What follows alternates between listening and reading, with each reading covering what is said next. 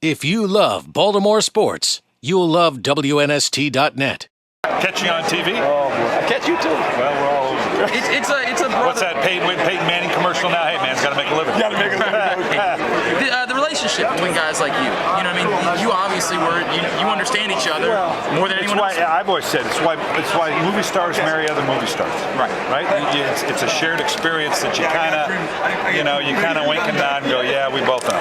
Much respect for Coach, not only what he's done as a coach and analyst, but even further than that. Well, yeah. He was at BYU when I was at San Diego State, my lad. That's right. We go way back. Oh, that's longer than you want to talk about. That nearly became a Big East rivalry. Who knows now? Right? That's the weird thing. Let me make sure I tell us a little bit more about playthedraft.com, coaches. I don't want to miss that. Yeah. What is it? How do I get involved? You're just drafting players. I mean, basically, it's all that information. It's just a fantasy football? It's fantasy. It's fantasy. It's not real. The fantasy football thing's kind of goofy to you, isn't it? I don't play fantasy. Yeah, I told when I got fired, I didn't get fantasy fired. Yeah, Coach. So I don't play fantasy football. And I have a problem with fantasy football in this sense, is that like every week you can trade somebody to draft. No, stick with the guys you pick. I mean, you can't just get a new GM, get a new tight end. It doesn't work that way in football. So that's the problem I have with it. Did fantasy football in a way hurt the NFL because now? Are you kidding me? Are you kidding me? I know it's burning a lot of money and it's made people pay attention. Did gambling hurt the NFL? No, I know. Okay, I mean the game of football, Coach. In the way we judge. I'll tell you the only thing that I have difficulty with, and I'm with Herman, is that there's nothing for winning. There's nothing in fantasy football that you get in for winning. So I can put together. It's kind of like an all-star team. You can't beat a good regular team. Right. It has nothing to do with the winning. Okay. I understand it, and I can see where it's fun, but it's kind of drawing me in with it. It's strictly about the yards, and I don't know. It just goes against the grain. They don't play defense. Right. That's right. The Philadelphia Eagles learned something about that this year, right? I mean, it's not just as simple as putting a ton of stars on the field. It's got to go out and win games still. And Coach, we were just talking about the quarterbacks and what they go. This game specifically, what it means to these two guys, and what it's going to mean for Tom Brady to get a fourth, perhaps, and move into that. Well, but then my problem with that is once you get to fourth, you have to have a fifth. Right. And then he's already one of the all-time greats. Right. Absolutely. Does this make him the all-time? I don't know. I don't distinguish that way. He's in that conversation. That's enough for me. He's in the room. Have we given enough credit to Tom Coughlin? This is a guy that was fired by the fans every week the last couple of years, and he's on the cusp of a second Super Bowl. No, because he doesn't beat his own run. I can remember Tom Coughlin my first year, second year. He was the wide receiver coach with the Eagles. Right. He was a wide receiver. I was on that team. Right. So, I mean, no, this guy has been consistent at his message to his football team. He understands the team concept, which is unique in today's world. Sure. I mean, he's preaching team, and you better buy into it. And I think his success has just been very consistent. When we kind of, it's not flashy. It's never flashy. And I don't buy the fact that he's changed to adapt. I think the teams have adapted him going, you know what, we need to follow this guy. Right. And I think they get it now. I don't think it's Tom. Tom always got it. Sure. That's exactly. Well, he's changed. He hasn't changed a damn thing. You go through that with players where they thought to themselves, you know what, we'll just we'll ride this through, and this guy thinks he can come in here and tell us what to do, and we'll tell him, and we're really going to run the show. All players are different, but all of them want to win, and they all want to have success. And when you can touch that in a player, he's going to respect you, because your job as a coach, and coach knows this, your job. I always told players, my job keep you in the league. Right. Players like hearing that. Keep me in the league.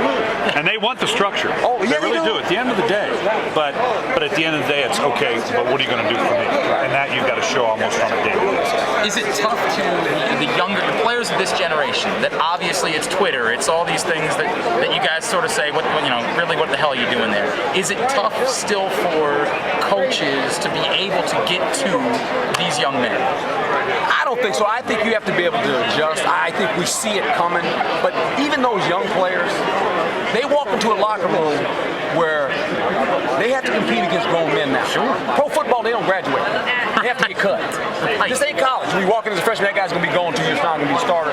You have to actually beat somebody out. And when you have a good locker room, and Coach will know this, he had a great locker room ball.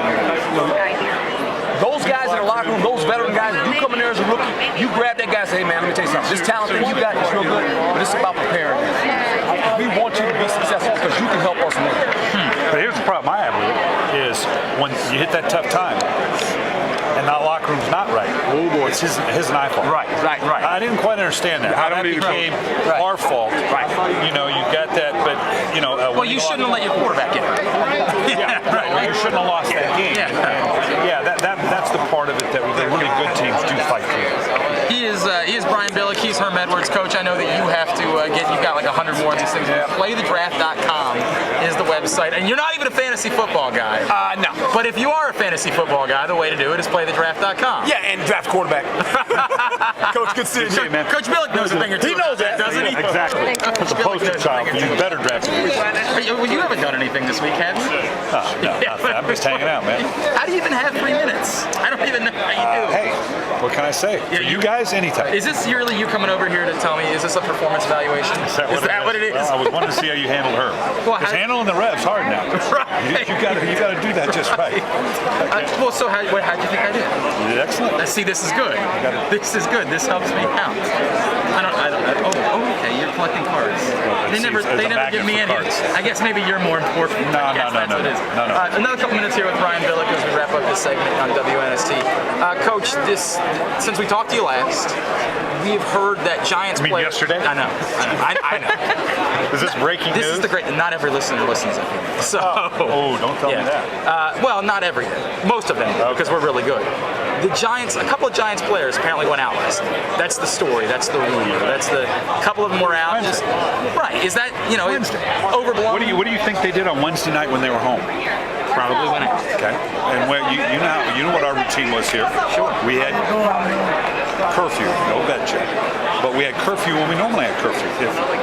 What do coaches say all the time? I want them to maintain the same routine. Okay. So all of a sudden it's no, you can't go out all week long. Now, if they're out until 3 o'clock in the morning, obviously, and doing what they ought not to be doing, now we're going to have an issue. But what being out, what does that, remember when we were doing it, I had lost control, and my players were going to, we didn't have the bed check, and all we did is kick the living dog snot out of New York. So yeah, it's much to do about it. Brian, we didn't really get to talk about Rob Gronkowski yesterday. This is clearly an issue. It is. It is, because here's the biggest thing.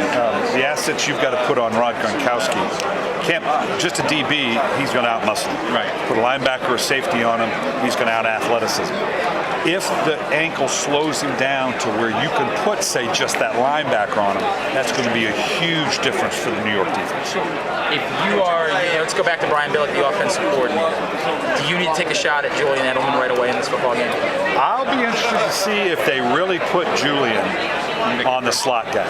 I really do, because I've been saying it all week. Bill Belichick, the coach, ought to be put in the Hall of Fame today for playing with guys like Julian Edelman in the secondary. Bill Belichick, the general manager, ought to be fired today for making his coach, Bill Belichick, play with a wide receiver in the nickel spot. I mean, you've owned the draft the last 3 years. How is it you don't have a better nickel guy than that? And that's not a knock on Julian Edelman. I will be surprised if they leave Julian Edelman in the slot on Victor Cruz. Okay. What are their other options? Well, you can take one of your legitimate corners on the outside, put him inside, and put Edelman on the outside and let him play a soft zone. Okay. And I don't know the roster of the New England Patriots in the secondary and what some of the other options are. That's taken nothing away from Julian Edelman. What a great role player, but different than, say, with the Ravens. This is a different receiving corps. All three of those guys are legitimate big play threats. I'm talking about Manningham, Cruz, and Nix. Oh, yeah. And so that stretches you a little bit differently than the Ravens could stretch that. And even with that, the Ravens moved the ball pretty good throwing against that secondary. He's Brian Billick, coach. We appreciate it. Stopping by for a few minutes. What do you do now? Like, what's your day? All right, now. Do you even know where you're supposed to be I'm right going to spend the day walking around checking this out, and then I go do my show, which I know you all watch. We did. We watched last night. Just like you listen to my podcast. Coach Speak? No, this is Coach's show for an NFL Network. Right. Coach Speak is the FoxSports.com. Yeah, I used to be somebody. I got my first in Europe last year. We went to the Open, French Open. I got my first. Didn't you used to be Brian Billick? It's better than Brian Belichick. I got that too. By the Priest Holmes came over today wearing his ring. Did he really? Wearing the ring. Oh, I'd love to see Priest. Was talking about still. That's some of the best things. That's one of the best parts of this week, really, is reconnecting and seeing guys that you haven't seen for a while. I felt like we were having. If you love Baltimore sports, you'll love WNST.net.